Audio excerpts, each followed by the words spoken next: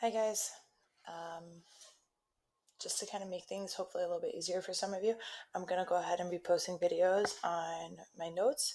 So that way it's a little bit easier for you guys to follow along, um, because then it's a little bit more like what I do in class with you guys on a regular basis.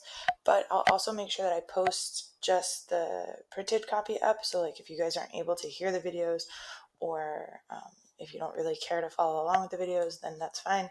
I don't really care.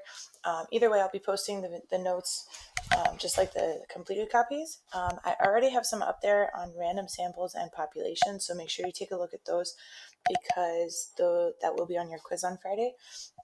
The quiz on Friday is just a quick 5-question quiz, no big deal, but it will talk about random samples and populations, as well as like mean, median, mode, and range.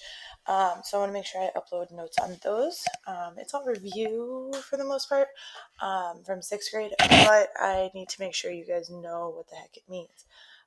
If you have any issues with these videos or anything like that, don't hesitate to reach out to me, and let me know.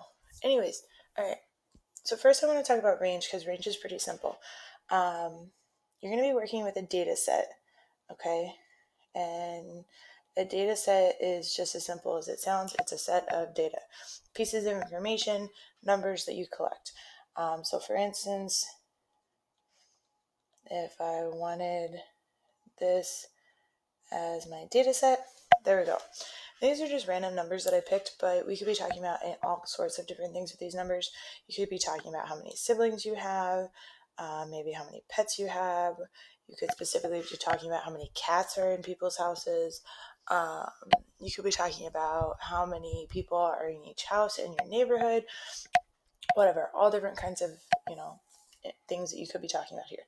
Now, what I want you guys to get in the habit of always doing when you have a data set is automatically, first thing, before you do anything else, put your data set in order from least to greatest. Okay? And this is going to make everything else easier. Okay? So you want to order from least to greatest. Okay? And that's just going to automatically make your life easier later on. Oops, not least to greater. Least to greatest. This is why I teach math, not English language arts. All right. And then if I want to find the range, okay, which is what I'm doing. It's the only thing I'm going to do in this video. I'll make another video for mean, median, mode, all that stuff. Okay, so don't worry. I just want to make sure I have plenty of space.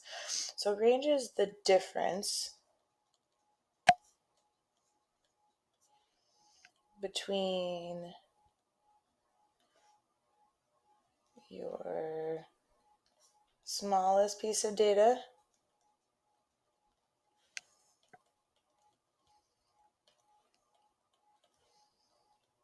and dun dun dun your largest piece of data. Who would have thunk it?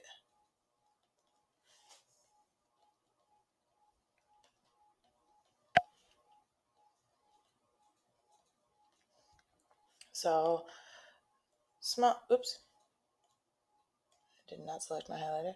Smallest and largest. And if you guys recall, which you should, I hope you do.